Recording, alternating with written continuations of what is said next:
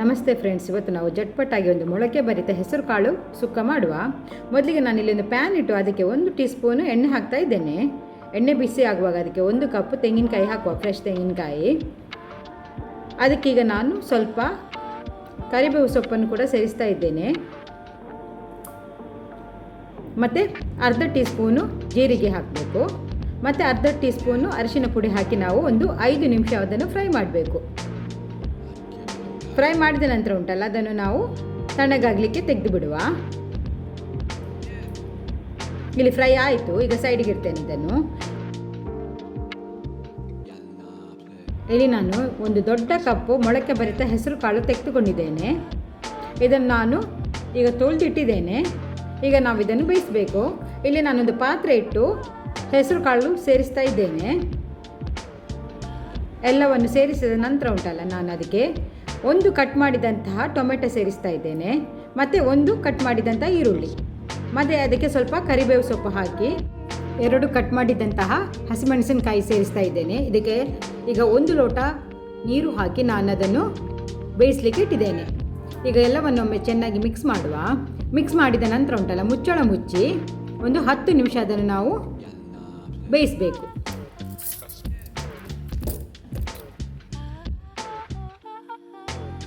ಈಗ ಆಲ್ಮೋಸ್ಟ್ ಹೆಸರು ಕಾಳು ಬೆಂದಿದೆ. ಈಗ ನಾವು ಅದಕ್ಕೆ ರುಚಿಗೆ ತಕ್ಕಷ್ಟು ಉಪ್ಪು ಸೇರಿಸುವ. ಇಲ್ಲಿ ನಾನು ಸುಕ್ಕವನ್ನು ಅರೆದು ಮಸಾಲೆ ಹಾಕ್ತಾ ಇಲ್ಲ, ನಾನಿಲ್ಲಿ ಪೌಡರನ್ನು ಹಾಕ್ತಾ ಇದ್ದೇನೆ. ಯಾಕಂದರೆ ಬೇಗ ಆಗಬೇಕಲ್ಲ, ಅದಕ್ಕೋಸ್ಕರ. ಸಾಂಬಾರು ಪೌಡ್ರನ್ನು ಯೂಸ್ ಮಾಡ್ಬೋದು ಅಥವಾ ಚಿಲ್ಲಿ ಪೌಡ್ರನ್ನು ಕೂಡ ಯೂಸ್ ಮಾಡ್ಬೋದು. ನಾನಿಲ್ಲಿ ಸಾಂಬಾರು ಪೌಡರ್ ಯೂಸ್ ಮಾಡ್ತಾ ಇದ್ದೇನೆ. 3 ಟೀ ಸ್ಪೂನು ಸಾಂಬಾರು ಪೌಡ್ರಿಗೆ ಹಾಕ್ತಾ ಇದ್ದೇನೆ. ಹಾಕಿದ ನಂತರ ಪುನಃ ಎಲ್ಲವನ್ನೊಮ್ಮೆ ಚೆನ್ನಾಗಿ ಮಿಕ್ಸ್ ಮಾಡಬೇಕು. ನಾವು ಮಿಕ್ಸ್ ಮಾಡಿದ ನಂತರ ಮುಚ್ಚಳ ಮುಚ್ಚಿ ಪುನಃ ನಾವು ಒಂದು 5 ನಿಮಿಷ ಬೇಯಿಸಬೇಕು.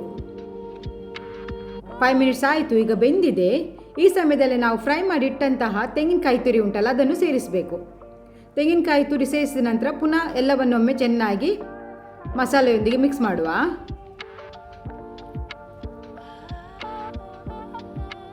ಈಗ ನೀವು ಗ್ಯಾಸನ್ನು ಲೋ ಫ್ಲೇಮಲ್ಲಿ ಇಡಬೇಕು. ಇನ್ನು ನಾವು ಸಣ್ಣ ಉರಿಯಲ್ಲಿ ಒಂದು 5 ನಿಮಿಷ ಇದನ್ನು ಬೇಯಿಸಬೇಕು. 5 ನಿಮಿಷ ಬೇಯಿಸಿದರೆ ನಮ್ಮದು ಮೊಳಕೆ ಭರಿತ ಹೆಸರು ಕಾಳು ಸುಕ್ಕ ರೆಡಿ. ನೋಡಿ, ಚೆನ್ನಾಗಿ ಬೆಂದಿದೆ, ಒಳ್ಳೆ ಟೇಸ್ಟ್ ಸಹ ಉಂಟು, ಬೇಗ ನಾವು ಮಾಡ್ಬೋದು. ಈಗ ಇದಕ್ಕೆ ನಾವು ಕೊನೆಗೆ ಒಂದು ಒಗ್ಗರಣೆ ಕೊಡಬೇಕು. ಒಗ್ಗರಣೆಗೆ ನಾನು ಯಾವಾಗಲೂ ತೆಂಗಿನೆಣ್ಣೆಯನ್ನು ಯೂಸ್ ಮಾಡ್ತೇನೆ, ಯಾಕಂದರೆ ಅದು ಆರೋಗ್ಯಕ್ಕೆ ಒಳ್ಳೆಯದು ಮತ್ತು ಟೇಸ್ಟ್ ಒಳ್ಳೆ ಕೊಡ್ತದೆ. ಇಲ್ಲಿ ನಾನು 3 ಟೇಬಲ್ ಸ್ಪೂನು ತೆಂಗಿನೆಣ್ಣೆ ಹಾಕ್ತಾ ಇದ್ದೇನೆ. ಎಣ್ಣೆ ಬಿಸಿ ಆಗುವಾಗ ಅದಕ್ಕೆ 1 ಸ್ಪೂನು ಸಾಸಿವೆ, ಅರ್ಧ ಸ್ಪೂನು ಉದ್ದಿನಬೇಳೆ, ಹಾಗೂ ನಾನು ಇಲ್ಲಿ 1 ಟೀ ಸ್ಪೂನು ಹಿಂಗೆ ಹಾಕ್ತಾ ಇದ್ದೇನೆ. ಮತ್ತು 10-12 ಜಜ್ಜಿದ ಬೆಳ್ಳುಳ್ಳಿ ಹೆಸಳು ಮತ್ತು ಸ್ವಲ್ಪ ಕರಿಬೇವು ಸೊಪ್ಪು ಹಾಕಿ ಒಗ್ಗರಣೆ ರೆಡಿ ಮಾಡಬೇಕು. ರೆಡಿಯಾದ ಒಗ್ಗರಣೆಯನ್ನು ನಾವೀಗ ಸುಕ್ಕಕ್ಕೆ ಸೇರಿಸುವ.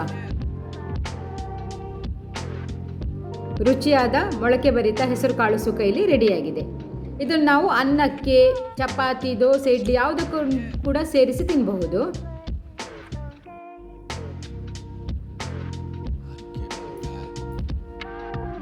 ಓಕೆ ಫ್ರೆಂಡ್ಸ್, ಹಾಗಾದರೆ ನನ್ನ ಇವತ್ತಿನ ಈ ರೆಸಿಪಿ ನಿಮಗೆ ಇಷ್ಟ ಆಗಿದ್ದರೆ ಪ್ಲೀಸ್ ಸಬ್ಸ್ಕ್ರೈಬ್, ಶೇರ್, ಲೈಕ್ ಮತ್ತು ಕಮೆಂಟ್ ಮಾಡಿ.